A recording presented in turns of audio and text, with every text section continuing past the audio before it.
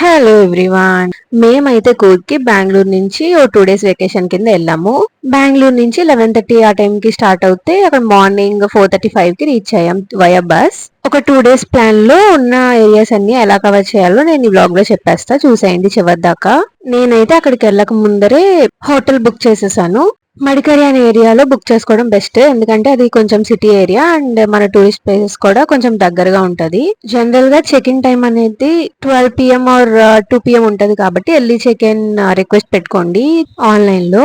First time మన channel ని చూస్తున్నట్టయితే ఛానల్ ని సబ్స్క్రైబ్ చేసేసుకోండి కంటెంట్ నచ్చితే. ఇలాంటి ఇన్ఫర్మేటివ్ అండ్ ఇంటరాక్టివ్ కంటెంట్ కోసం. ఇదే మేమున్న స్టే అన్నమాట. అవుట్ ఆఫ్ 5 కి 4 రేటింగ్ ఇవ్వచ్చు కూర్గ్కి, దట్ ఇన్ సమ్మర్ వెకేషన్ అని ప్రత్యేకంగా చెప్తుంది. ఎందుకంటే సమ్మర్ లో వెకేషన్ వెళ్ళామంటే జనరల్ గా ఎక్స్పెక్ట్ చేసేది లో టెంపరేచరే, కాబట్టి మార్నింగ్స్ అండ్ ఈవినింగ్స్ అయితే చాలా బాగుంది. ఆఫ్టర్నూన్ అయితే కొంచెం గట్టిగానే ఉంది ఎండ. మేము వెళ్ళినప్పుడు ఏప్రిల్ ఎండింగ్ లో 33-35 అలా ఉంటుండే. ఇక్కడ మీకు ఆటో బుకింగ్స్, క్యాబ్ బుకింగ్స్ అట్లాంటి ఏమి ఉండవు.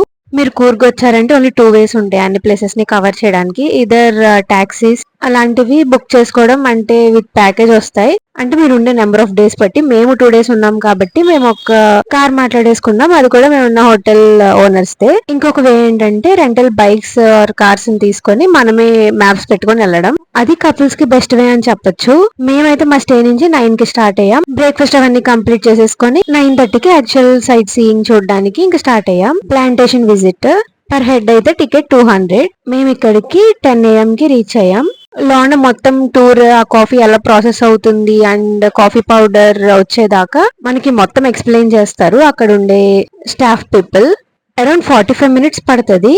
మనకి లైవ్ లో ఆ ట్రీస్ దగ్గర తీసుకెళ్లి ఎన్ని రకాల ట్రీస్ ఉన్నాయి, కాఫీ ట్రీస్, అవి ఎలా ప్రాసెస్ చేస్తారు అండ్ ఆ ట్రీస్ కి సప్లిమెంటరీగా గ్రో అయ్యే స్పైసెస్ ఎలా గ్రో అవుతాయి, ఎలా వస్తాయి, ఇవన్నీ చూపిస్తారు. ఆల్సో కాఫీని ప్రాసెస్ చేసే మెషినరీ కూడా చూపిస్తారు అనమాట. అంటే ఎట్లా రోస్ట్ చేస్తుంది, ఎట్లా పౌడర్ చేస్తుంది, అట్లా అంతా. ఆల్సో మనకి అక్కడ కాఫీ పౌడర్స్, ఆల్సో అక్కడ నుంచి పండించిన స్పైసెస్ అండ్ ఇవన్నీ మనకి అమ్ముతారు.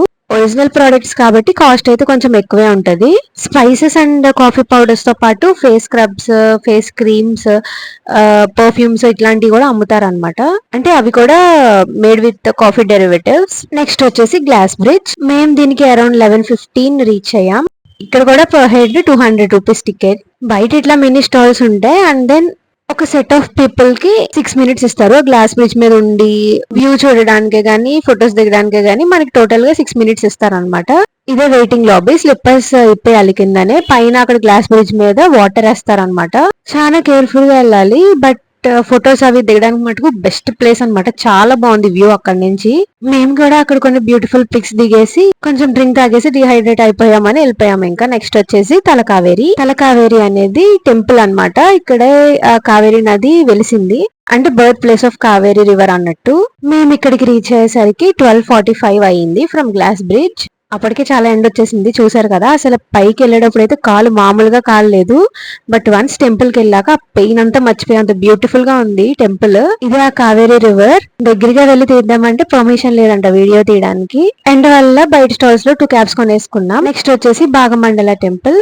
మేము ఇక్కడికి అరౌండ్ 1:50 రీచ్ అయ్యాం. బట్ ఏంటంటే 1 to 2 గుడి క్లోజ్ అయి ఉండే, మళ్ళీ 3 కి రీఓపెన్ అవుతుంది అన్నారు కానీ మేము చూడలేకపోయాం. కానీ అక్కడ మనకి అన్నదానం చేస్తున్నారు 1 to 2. సో అక్కడనే మేము లంచ్ తినేసి ఇంకా మళ్ళీ స్టార్ట్ అయిపోయాం అనమాట. నెక్స్ట్ వచ్చేసి త్రివేణి సంగమ.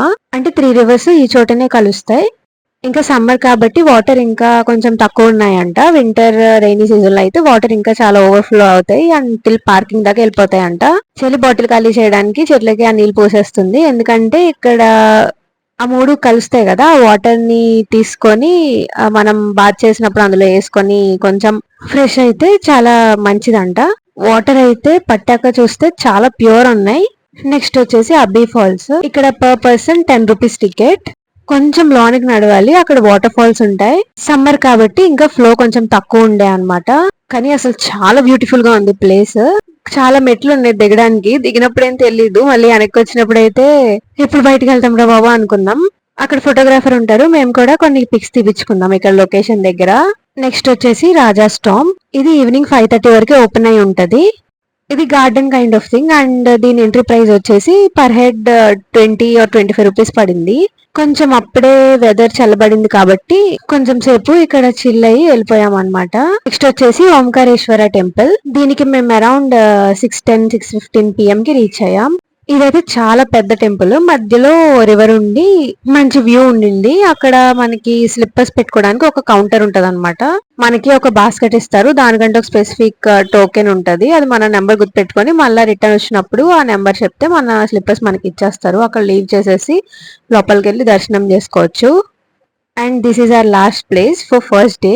ఇంకా డే 2 లో ఏం చేసామో నెక్స్ట్ వీడియోలో అప్లోడ్ చేస్తాను. అది చూసేయాలంటే మన ఛానల్ ని సబ్స్క్రైబ్ చేసేసుకోండి. ఆల్సో ఇప్పటి వరకు చేసిన వీడియోస్ ని కూడా మన ఛానల్లోకి వెళ్ళి చెక్ చేసేయండి. ఇలా డే 1 మార్నింగ్ 9 కి స్టార్ట్ అయితే ఈవినింగ్ 7-7:30 కల్లా మేము మా రూమ్ కి వెళ్ళిపోయాం. సరే మరి ఈ వీడియోకి ఇంతే. Thanks for watching. బాయ్.